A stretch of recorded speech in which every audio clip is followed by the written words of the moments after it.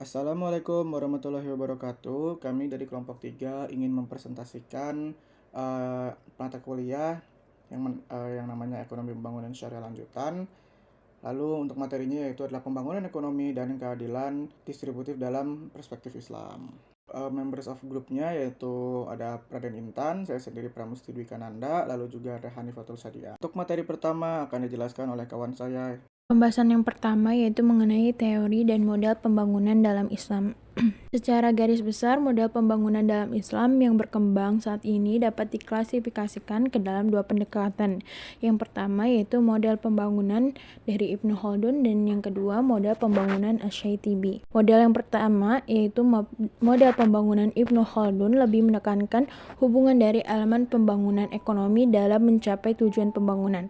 Sementara model yang kedua yaitu model Asy-Syaitibi lebih menonjolkan model pembangunan berdasarkan komposisi tujuan pembangunan yang harusnya dicapai. Model pembangunan yang dinamis dan disiplin menurut Ibnu Khaldun.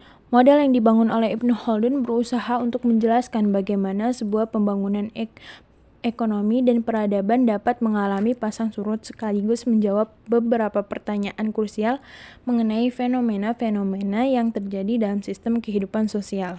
Nah, secara umum model Ibnu Khaldun ini tertuang dalam 8 Wise Principle atau yang juga dikenal dengan kalimat hikamiah. Nah, berikut ini adalah determinan pembangunan berdasarkan model Ibnu Khaldun.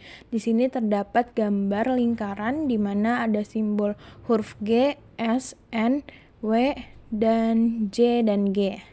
Di mana simbol G itu menunjukkan negara atau the state, S itu institusi, N itu sumber daya insani atau human beings, W itu kekayaan atau wealth, G itu pembangunan atau development, dan J itu keadilan atau justice. Selanjutnya adalah model pembangunan Asy-Syaitibi. Dalam model ini yang menjadi pusat analisis pembangunan adalah kesejahteraan manusia atau human beings dengan fokus untuk melindungi 5 aspek maqasid syariah. Yang pertama yaitu agama. Agama atau kepercayaan akan menghasilkan tata nilai guna menopang kehidupan yang kemudian dalam tahapan yang lebih tinggi akan menghasilkan kebudayaan. Selanjutnya jiwa. Pembangunan yang berlandaskan prinsip maqasid syariah seharusnya mengutamakan keselamatan hidup manusia. Pembangunan harus mengutamakan ketersediaannya kebutuhan hidup. Selanjutnya akal. Perlindungan terhadap akal menjadi alat pengganda kualitas hidup manusia. Sejatinya, manusia tidak memiliki instrumen alami untuk mempertahankan hidupnya. Manusia tidak seperti macan yang diberi kecepatan berlari dan taringnya kuat untuk memangsa.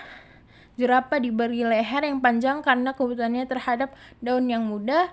Manusia hanya diberi akal sebagai bekal untuk mempertahankan diri. Hal ini menjadi alasan mengapa syariah harus menjaga akal.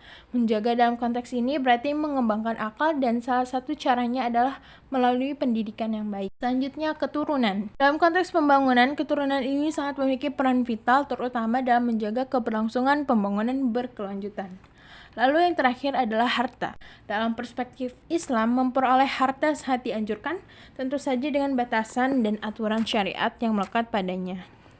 Nah, model dari Asy-Syaitibi ini menunjukkan bahwa pembangunan dan kesejahteraan dipengaruhi oleh seberapa besar 5 komponen tersebut dapat dipenuhi.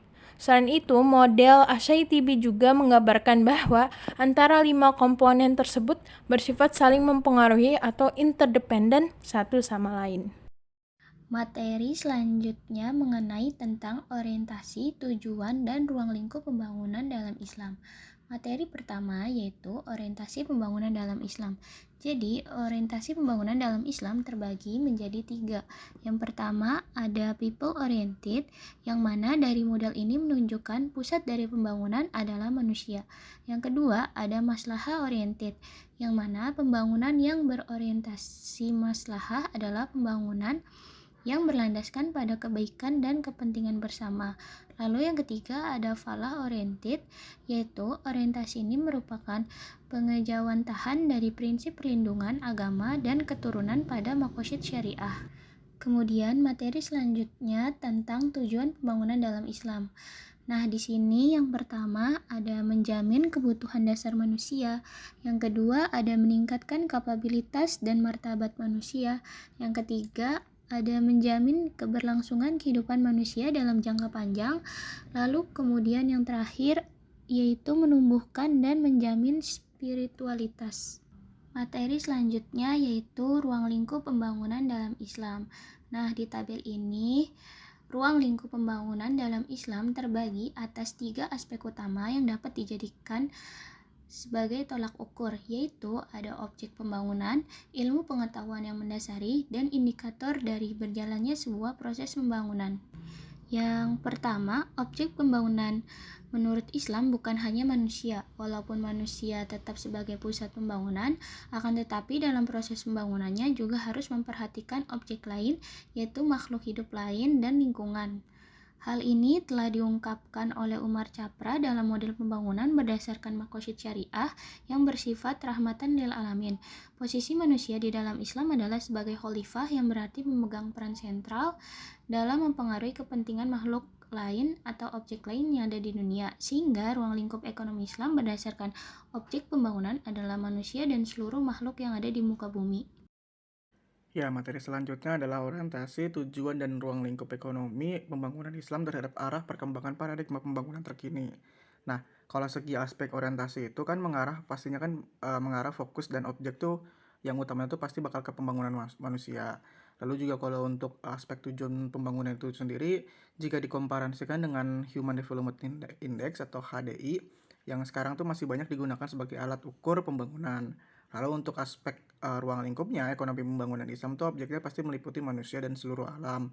Dari ruang lingkup pengetahuan yang mendasari pastinya juga kan dari ekonomi pembangunan Islam itu sendiri. Nah, materi selanjutnya adalah elemen, dimensi, dan struktur institusi ekonomi Islam. Nah, elemen dan dimensi ekonomi pembangunan syariah itu ada 3 ya kan pastinya.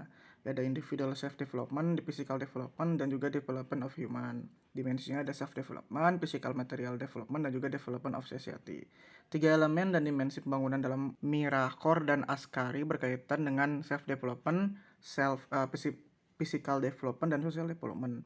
Jika dikaitkan dengan Maqasid Syariah, pada dasarnya klasifikasi ini menawarkan kerangka yang berbeda, tetapi secara esensinya tetap sama. Berbicara masalah individual development tentu sangat berkaitan dengan perlindungan jiwa dan akal. Sedangkan kalau physical development itu sendiri dalam konteks Maqasid Syariah secara langsung direpresentasikan oleh perlindungan terhadap harta. Nah, sementara itu kalau dimensinya dari development of society sangat berkaitan erat dengan aspek pemeliharaan agama dan keturunan.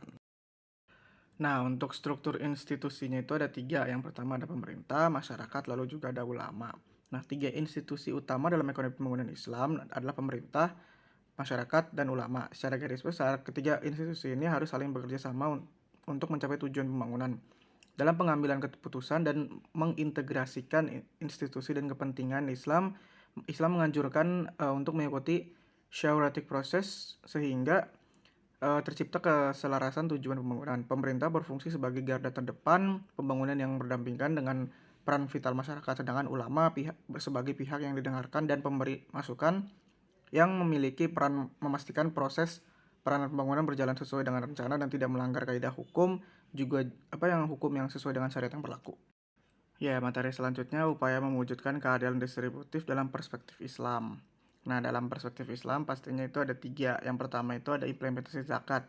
Zakat merupakan instrumen paling efektif dan efisiensial yang terdapat dalam sistem kapitalisme maupun sosialisme. Secara ekonomi, zakat itu kan pastikan berfungsi selaku distributif. Nah, yang kedua ada implementasi sistem bagi hasil dan pengembangan institusi Baitul Mal. Nah, instrumen penting lainnya yaitu proses keadilan distribusi ekonomi adalah sistem bagi hasil atau profit and loss sharing system. Nah, yang ketiga pastinya kerjasama dalam struktur pasar bebas. Ekonomi Islam mengedepankan asas kebebasan, termasuk dalam struktur pasar dianut sistem kerja yang sama bebas. Nah, selama kekuatan penawaran dan permintaan berjalan secara alamiah, maka harga ditentukan berdasarkan mekanisme pasar sehingga tidak diperkenankan intervensi dari pihak manapun termasuk pemerintah. Oke, cukup sekian dari kelompok kami.